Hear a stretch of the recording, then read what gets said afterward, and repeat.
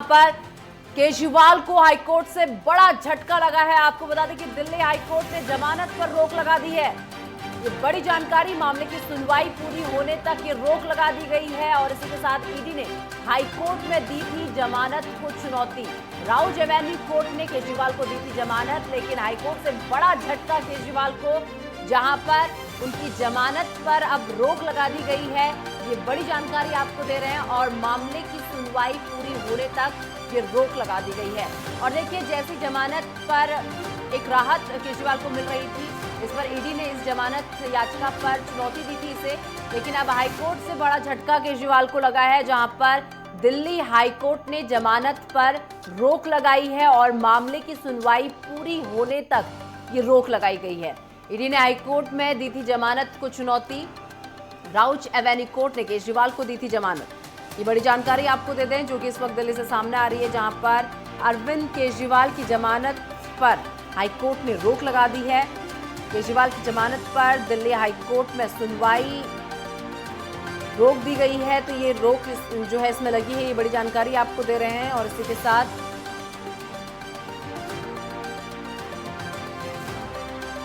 तमाम जानकारी के साथ वरिष्ठ संवाददाता राजकुमार चौधरी इस वक्त हमारे साथ जुड़ चुके हैं। राजकुमार, देखिए, बड़ा झटका केजरीवाल को हाईकोर्ट से लगा है, जमानत पर रोक लगा दी गई है। बिल्कुल निशा, निश्चित तौर पर देखिए, कल जिस तरीके से जो कोर्ट ने निर्णय लिया था और उसमें ईडी की जो दलील थी, उस दलील को नकारते हुए कोर्ट ने जमानत पर रिहा करने के आदेश केजरीवाल को दिए थे। लेकिन अब इस मसले में ईडी ने जो एक मांग की थी कि 48 घंटे तक इस मामले में ये जो फैसला है, इस फैसले पर आगे कोई कार्रवाई न करे, एक निवेदन किया था कल कोर्ट रेवेन्यू विधायकों की, जहाँ पे सुनवाई होती है उस कोर्ट में।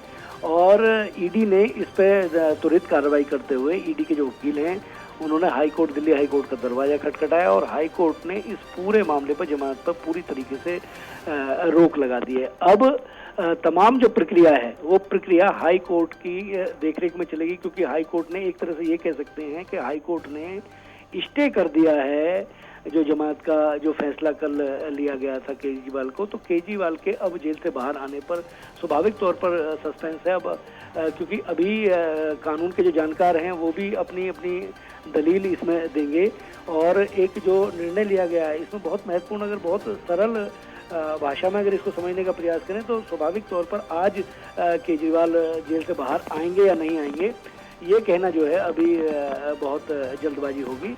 और इस पूरे मामले पर अभी हाई कोर्ट की निगरानी में अब तमाम तरह की जो कार्रवाई है वो आगे कार्रवाई चलेगी। हाई कोर्ट की तरफ से जो ये रोक लगी है, इस रोक को लगाने का जो एक पत्र है, जो एक कागजी कार्रवाई है, उस कागजी कार्रवाई की तरफ जो वकील हैं ईडी के, वो बढ़ गए हैं। और देखना अब इसमें दिलचस्प होगा कि केजरीवाल कब जेल से बाहर आते हैं। राजकुमार, जरा ये प्रोसीजर भी समझाइए, क्योंकि देखिए, एक तरफ तो राउज एवेन्यू कोर्ट ने जमानत दी थी और दूसरी तरफ हाई कोर्ट से बड़ा झटका लग गया है, रोक लगा दी गई है उनकी जमानत पर। क्या प्रोसीजर रहता है ये?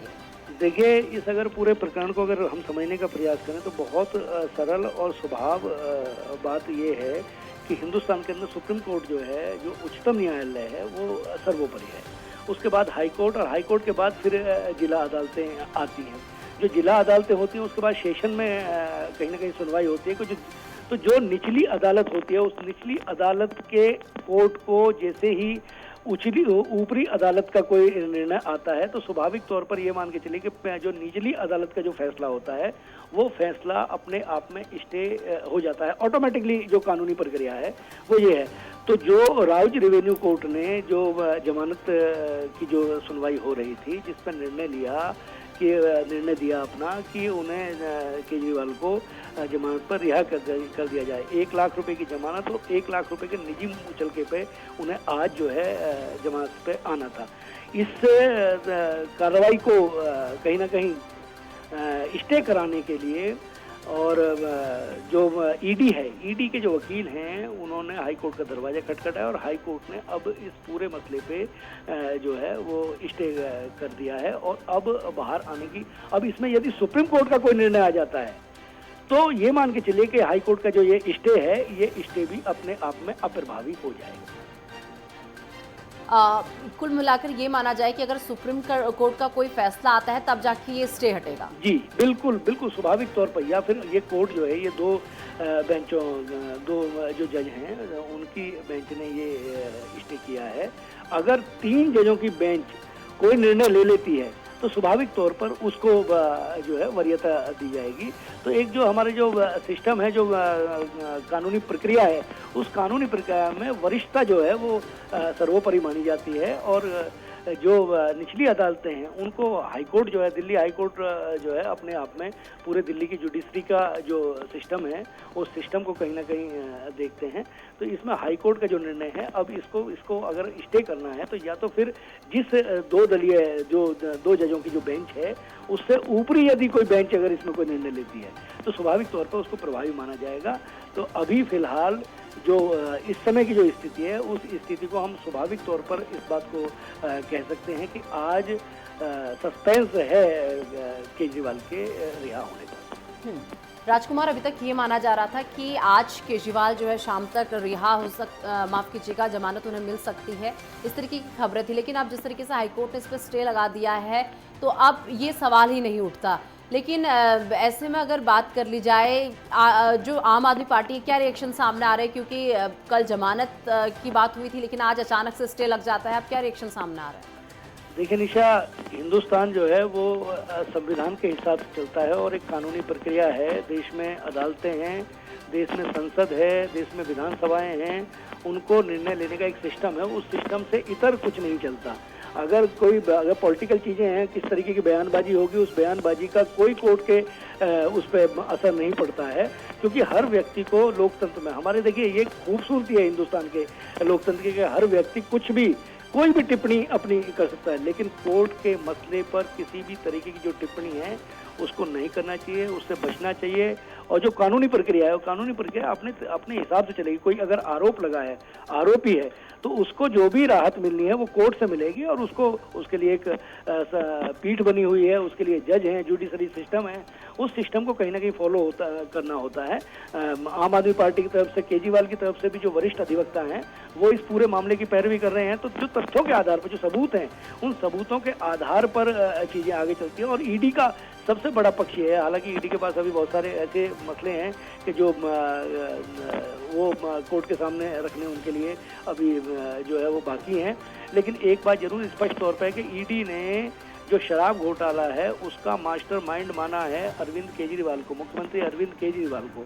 तो मास्टरमाइंड 120 भी के यदि आरोपी होते हैं, अपराध करने वाला और अपराध कराने की शय देने वाला बराबर आरोपी माना जाता है कानून की निगाह में। उसी पूरे मसले को देखकर के मास्टरमाइंड है। जो हाईकोर्ट में जो दलील दी गई ईडी की तरफ से, जो सूत्र बता रहे हैं, जो उनके जो कानूनी प्रक्रिया है, उन्होंने इसी बात को रखा कि अगर एक कोई मसला है, उस मसले का अगर मास्टरमाइंड बाहर आ जाएगा तो स्वाभाविक तौर पर इस पर, क्योंकि इन्वेस्टिगेशन अभी जारी है, वो जो जांच है उस जांच पे इसका माकूल जो है असर पड़ता हुआ दिखाई नहीं देगा। और इस बात को, इस तथ्य को कोर्ट ने बहुत बेहतर तरीके से और बहुत संवेदनशील तरीके से माना है, इसीलिए इस मसले में स्टे हुआ। राजकुमार, अगर अब जमानत चाहिए केजरीवाल को तो आगे क्या प्रोसीजर रहेगा? क्या सुप्रीम कोर्ट का दरवाजा खटखटाना पड़ेगा इस जमानत के लिए? देखिए, स्वाभाविक तौर पर ये पूरा मसला जो है, निशा, कुछ भी देखो कहना जल्दबाजी होगा क्योंकि कोर्ट के ऊपर कोई टिप्पणी नहीं करनी चाहिए, लेकिन सुप्रीम कोर्ट के दरवाजे सबके लिए खुले होते हैं।